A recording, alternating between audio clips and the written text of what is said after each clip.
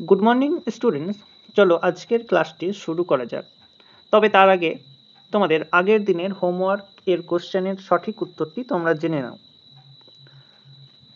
আগের দিনের হোমওয়ার্ক এর কোশ্চেনটি ছিল তোমাদের 3 আইন কত খ্রিস্টাব্দে পাস হয়? 3 আইন কত খ্রিস্টাব্দে পাস হয়? তো সঠিক উত্তরটি হয়ে যাবে অপশন সি 1872। কেশবচন্দ্র সেনের সমাজ সংস্কার আন্দোলনের প্রভাবে প্রভাবিত হয়ে সরকার 1872 খ্রিস্টাব্দে 3 আইন পাস করেন। এই আইনে বাল্যবিবাহ, বহুবিবাহ ও অবসন্ন বিবাহকে নিষিদ্ধ করার আইনকেই 3 আইন বলা হয়। কত খ্রিস্টাব্দে বিশ্বভারতী প্রতিষ্ঠিত হয়? কত খ্রিস্টাব্দে বিশ্বভারতী প্রতিষ্ঠিত হয়? অপশন সি 1921 খ্রিস্টাব্দে। রবীন্দ্রনাথ ঠাকুর 1921 খ্রিস্টাব্দে শান্তিনিকেতনে বিশ্বভারতী প্রতিষ্ঠা করেন। রবীন্দ্রনাথ ঠাকুরের স্বপ্ন ছিল এই বিশ্ববিদ্যালয় গড়ে উঠবে প্রাচ্য ও পাশ্চাত্য শিক্ষার সমন্বয় সাধনের কেন্দ্র হিসাবে। হাতিগুফা শিলালিপি কোন রাজার আমলে খোদিত হয়?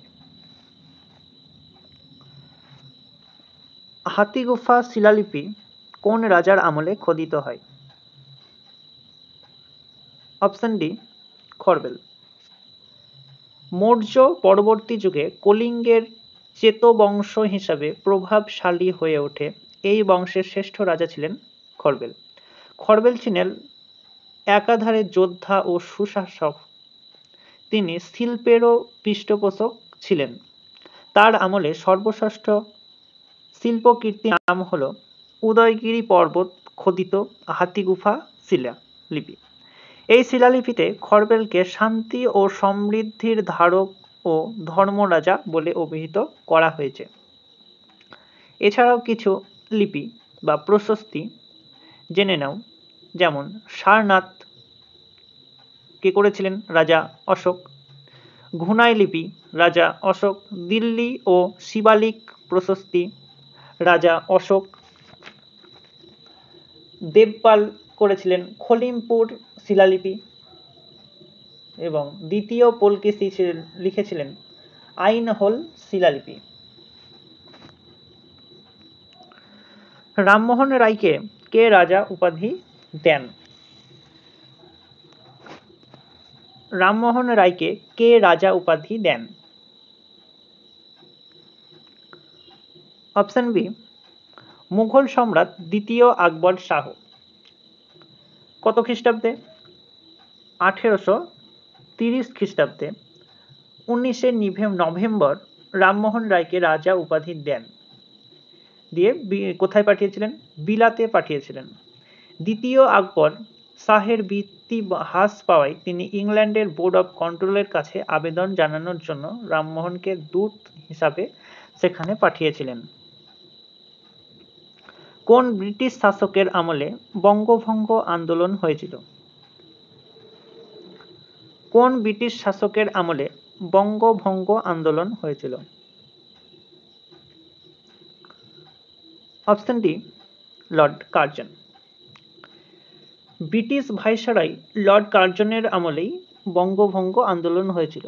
সামগ্রিক বিচারে করলে লর্ড কার্জনের বঙ্গভঙ্গ বা ব্যবচ্ছেদের পিছনে সম্ভাব্য কারণ ত্রিবিধ, যেমন প্রশাসনিক স্বাস্থ্য, আমলাতন্ত্রের কায়েমি স্বার্থ প্রসূত বাঙালি নির্দেশ, কংগ্রেস ও নেতাধীন জাতীয় আন্দোলনের দমনের অভিপ্রায়। বাংলার বা প্রথম ভাইসরয় ছিলেন পরাধীন ভারতের কয়েকজন ব্রিটিশ ভাইসরয়গণ তোমরা একটু জেনে রেখো, যেমন লর্ড ক্যানিং হলেন প্রথম ভাইসরয়, লর্ড মেয়ো হলে দ্বিতীয় ভাইসরয় ও শেষ ভাইসরয় হলেন লর্ড লুইস মাউন্টব্যাটেন 1947 সালের 15ই আগস্ট পর্যন্ত। Poverty and un-British rule in India গ্রন্থটির প্রবক্তা কে? Poverty and un-British rule in India গ্রন্থটির প্রবক্তা কে? অপশন এ দাদাভাই নওরোজি। এছাড়াও মনে রেখো, ড্রেন অফ ওয়েলথ বা সম্পদের নির্গমন মতবাদের প্রধান প্রবক্তা হলেন দাদাভাই নওরোজি। তিনি 1870 খ্রিস্টাব্দে প্রভাতী অ্যান্ড আনব্রিটিশ রুল ইন্ডিয়া গ্রন্থটি প্রকাশ করেছিলেন। এতে প্রমাণ করা হয় যে ভারতের অপরিসীম দারিদ্র্যের প্রধান কারণ সম্পদ ও নির্গমন।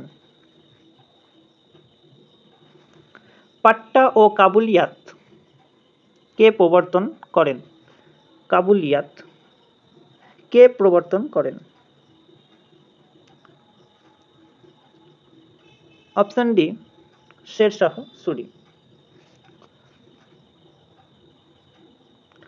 শিল্প দানব বলে কোন শিল্পকে আখ্যা দেওয়া হয়েছে? শিল্প দানব বলে কোন শিল্পকে আখ্যা দেওয়া হয়েছে? অপশন বি পেট্রোকেমিক্যাল শিল্প। পেট্রোলজাত পেট্রোকেমিক্যাল শিল্প প্রধানত তৈল শোধনাগারের নিকট গড়ে ওঠে, যেমন কৃত্রিম রাবার, কীটনাশক, ঔষধ, কৃত্রিম ডিটারজেন্ট, পলিয়েস্টার প্রভৃতি উৎপন্ন করা হয়। যেখানে পেট্রো রসায়ন শিল্প গড়ে ওঠে, সেখানে একসাথে অনেকগুলি পরিপূর্ণ শিল্পের সমাহার দেখা যায়, তাই এই শিল্পকে শিল্পদানব বলে। হীরাকুদ বাঁধ কোন নদীর উপর নির্মিত হয়েছে? হীরাকুদ বাঁধ কোন নদীর উপর নির্মিত হয়েছে? অপশন সি মহানদীর উপর। ভারতের কয়েকটি নদী পরিকল্পনাগুলি হলো, যেমন ভাকরা ন্যাঙ্গাল ভারতের বৃহত্তম, বিপাশা পরিকল্পনা, হীরাকুদ যেটি তোমরা কোশ্চেনে পেয়েছো, ময়ূরাক্ষী, কোশি, গণ্ডক, হিরান্দ, দামোদর উপত্যকা পরিকল্পনা, তুঙ্গভদ্রা, মাহি, তাপ্তি, নাগার্জুন সাগর ও রামসাগর। এই সবগুলি কিন্তু নদী পরিকল্পনা।